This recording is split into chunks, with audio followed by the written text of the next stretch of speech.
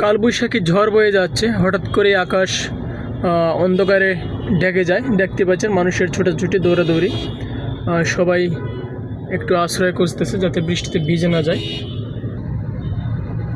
আকাশ কালো মেঘে ঢেকে গিয়েছে, দেখতে পাচ্ছেন একেবারে অন্ধকার হয়ে আছে, যে কোনো মুহূর্তে বৃষ্টি নামবে।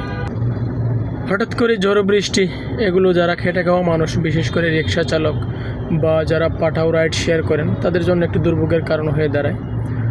কারণ তারা সবসময় খোলামেলা থাকে, বৃষ্টি আসলেই তাদেরকে একটু সেফ জায়গা খুঁজতে হয়। দেখতে পাচ্ছেন ধুলোবালি উঠছে রাস্তায়, প্রচুর ধুলো দেখতে পাচ্ছেন। মোটামুটি ভালো গতি আছে কিন্তু বাতাসের। বৈশাখ মাস চলছে, এখন ঝড় বৃষ্টির সময়, এটাই স্বাভাবিক।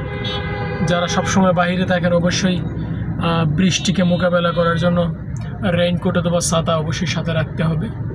আর আজকে হঠাৎ করে ঢাকার গ্যাস লাইনে হওয়ার সমস্যা হয়েছে, দেখতে পাচ্ছেন গাড়ির দীর্ঘ লাইন, সবাই গ্যাস নেওয়ার জন্য লাইনে দাঁড়িয়ে আছেন ঘন্টার পর ঘন্টা, কিন্তু কখন পাবে আসলে ঠিক বলা যাচ্ছে না, যেহেতু গ্যাসের লাইনে একটু প্রেশার কম আছে। যদিও শীতের দিনে এই বছরে তেমন একটা সমস্যা হয়নি, কিন্তু গরম আসার পরে মাঝে মধ্যেই দেখা যাচ্ছে মেইন লাইনে গ্যাস না থাকার কারণেই মূলত এই দীর্ঘ লাইন। যে জায়গা থেকে ভিডিও করছিলাম জায়গাটির নাম হচ্ছে কুড়িল বিশ্ব রোড, প্রগতি সরণি।